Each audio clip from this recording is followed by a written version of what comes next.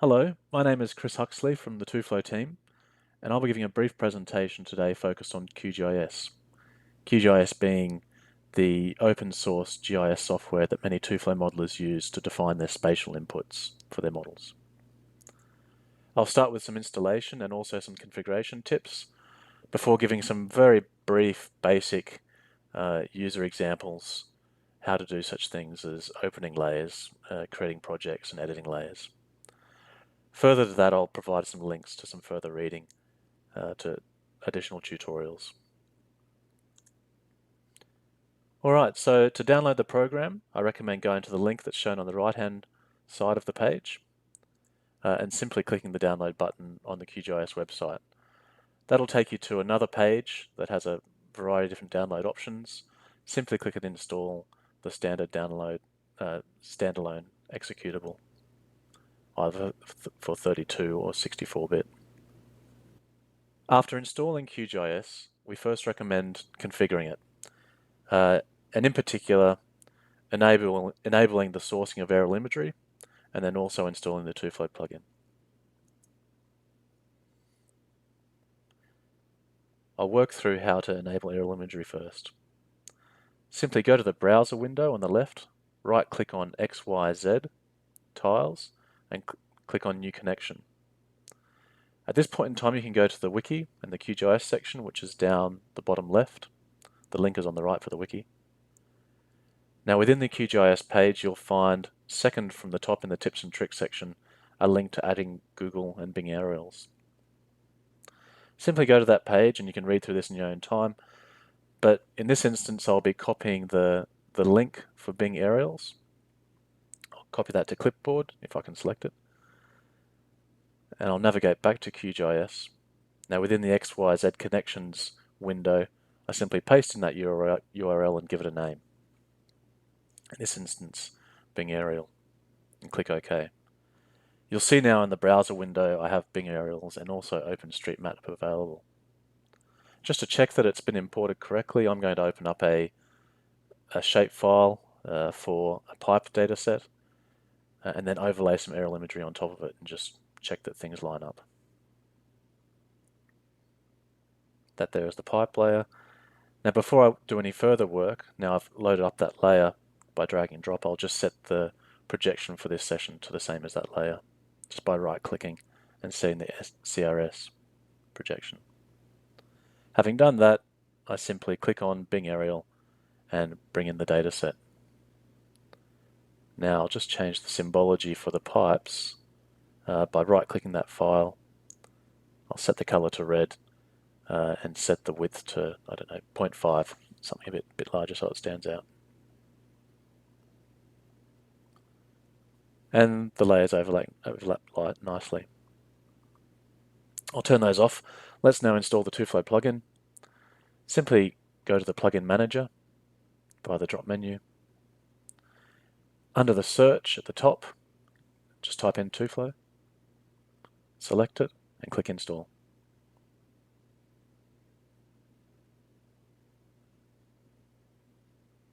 This will take a moment. Once installed, we should see we've got a whole new list of options in the top, specific to the TwoFlow plugin, and also on the drop menu, further options. After enabling aerial imagery and then also the TwoFlow plugin, I'll now go through and provide some use demonstrations for people who've never even seen QGIS before. Just some simple things such as how to create, open, and use different layers. Let's start with how to create a layer. Simply go to the drop menu for layer, click on Create Layer and New Shapefile. To start with, we have to set the file name and location. So navigate to the location and simply type in the name that you'd like to use. In this situation, I'll call it example. We then define the feature type, whether it's a line, point, or a region. And we also set the projection. I find the search option in QGIS is quite good. So I usually simply type in identifier there and then select from the different options that it provides. Click OK once you've done that, and that'll create a new file. You'll now see that in the layer window on the left. And then if we also navigate to that file location in Windows Explorer, you'll see that it's created all the different files that are associated with that shapefile.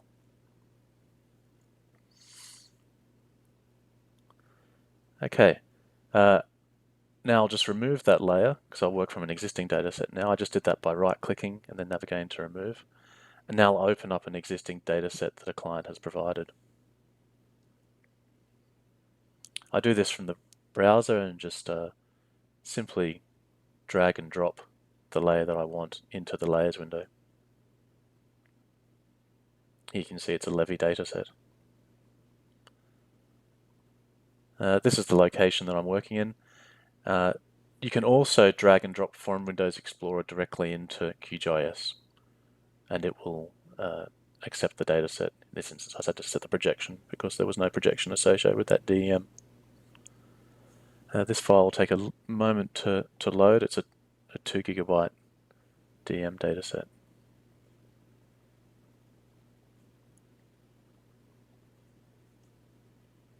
Okay, looks like it's loaded. To start with, or it's almost loaded. To start with, I'll change the symbology of this dataset just so it's a little bit easier to visualize. And you can change the symbology of all GIS features by right-clicking the dataset within the layer window on the left. So I'll do that now. Simply right-click, go down to Properties. And the third option on the left, which should be the one that's there by default, is Symbology. Now in this instance, I'll set the render type to Hillshade. I just find that's the easiest and quickest symbology change to use for DEMs. Okay, so there you can see the levies. The DEM is still loading, it looks like. Now when it loads, the levy should actually disappear, and the reason for that is that it's lower down the list in that layers panel. So the order of files within the layers panel is very important. Files which are above or higher up in the list are displayed on top of those that are below. Now before moving that, I'll just change the symbology of those levy lines to red and with a width of, say, 0.5 again.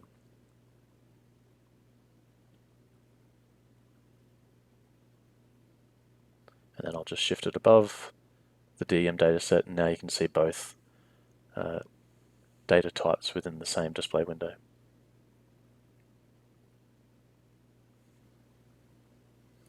Next, I'll show you how to create a TwoFlow project using the TwoFlow plugin. To start with, simply navigate to the plugin drop menu, select TwoFlow. Oh, sorry, before that, let's just identify the location where we would like to define our project. That's in the webinar example folder there in Windows Explorer. At the moment, there's nothing in there. If we go to TwoFlow, simply editing and configure, create TwoFlow project, this drop box will show up. Now the first thing you want to do is set the projection for your whole project. We can use an existing file for that. Then we define the location where our TwoFlow project will rest. And then we'll set the location of the TwoFlow executable.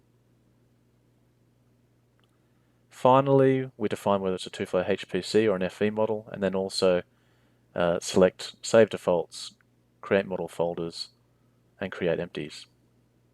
Click Go. TwoFlow will run and create those template files.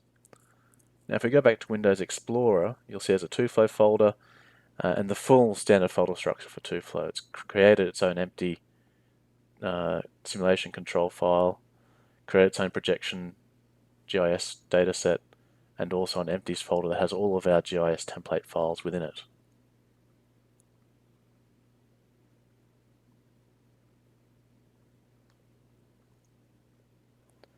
The empty template files become the basis of all the spatial inputs to a TwoFlow model.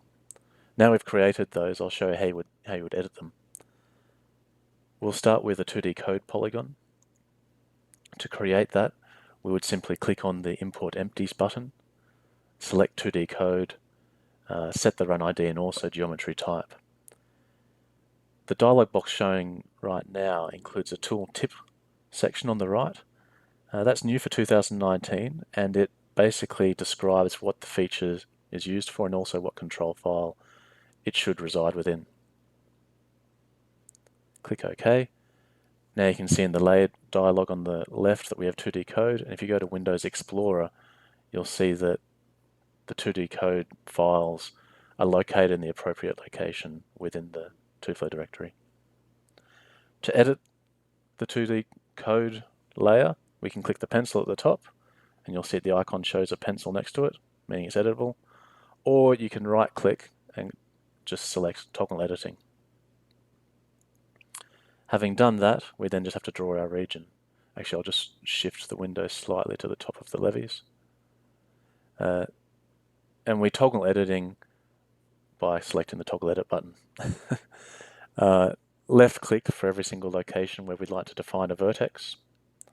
And then we finish define the polygon by right-clicking on the mouse. Having done that, a dialog should show up which will list the attributes that we can enter. You have to enter at least one of those attributes and click OK for this feature to be saved, or to be created, sorry.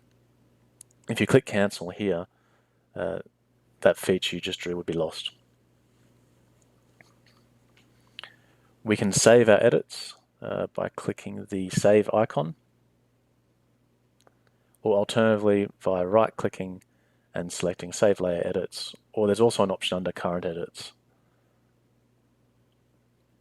We can save that there. Next, we'll import a 2D Z shape layer, a line layer. We'll set the run ID to levy_001 and define the geometry type as a line. We'll make it editable, and we'll make the 2D code layout. We'll turn off editing for it so that we don't make any accidental changes to it. Next, what we'll do is we'll select all the features in the levy layer by highlighting it in the layers browser, or the layers window. Use the select tool, simply click copy, and you'll find we can't actually paste anything because the selectable data set doesn't match the editable data set. So if we left click on the 2D Z shape file and then click paste, the data will come across. If we turn off the levies data set, you can see now that all of the different lines have been brought across to the Z shape levy layer. So we don't accidentally change that base data set, I'll just simply remove the levies layer by right-clicking it and then clicking remove.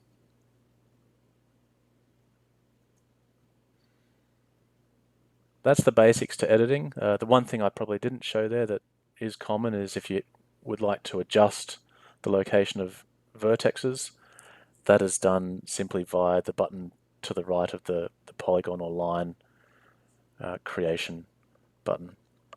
If you toggle over it, it'll show up.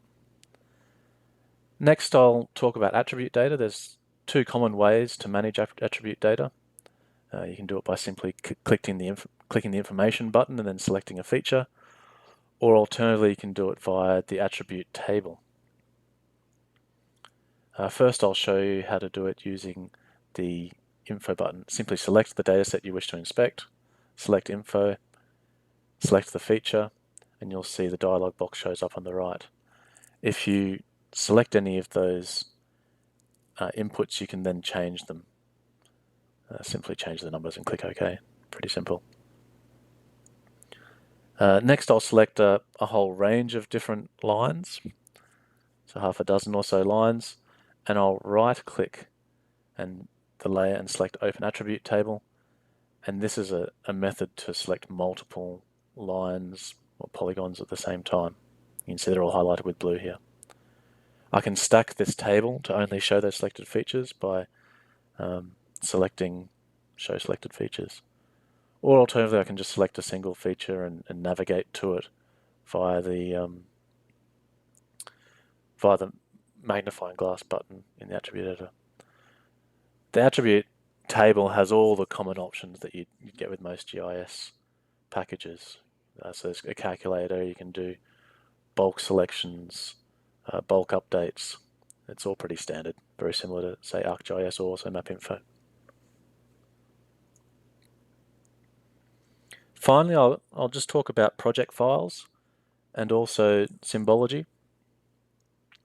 Whenever a TwoFlow run is executed, at the same time as writing the check files, it also produces a QGIS project file, which contains a reference to all of the model inputs and all of the model check files. If we go to Windows Explorer, you'll find that file within the log folder, and it'll have the extension of QGS. So there's a dozen or so here from this project. You can open those in QGIS by dragging and dropping into the display window, or simply using the file project open button. If you look in the layers dialog down the bottom left now, you can see it. There's two groups. The top group is for input layers, and the second group is for output layers. Before I do anything, I'd also always set the projection for this session, so I've done that by right-clicking and seeing the CRS from the layer. And now I'll just turn on the check files from this simulation. I can do it by right-clicking and just selecting check. It should turn those on now. There's a lot of data, and it can sometimes be a little bit difficult to visualize. The plugin can help in this regard. There's a button which will automatically style all of our inputs and check files. So there you can see with that styling turned on. Now, if a feature has a different purpose to another within the same file, it actually color codes it. Or alternatively, if there are features that have direction conventions, such as cross sections and 1D channels, then those are displayed using an arrow. For cross sections, TwoFlow requires that they be digitized from left to right facing downstream. So including an arrow in the display is a useful way just to verify that the model inputs conform to that requirement. Okay, so I've just shown the most basic of examples so far on how you would edit features, how you would bring features into QGIS, and how you would style them.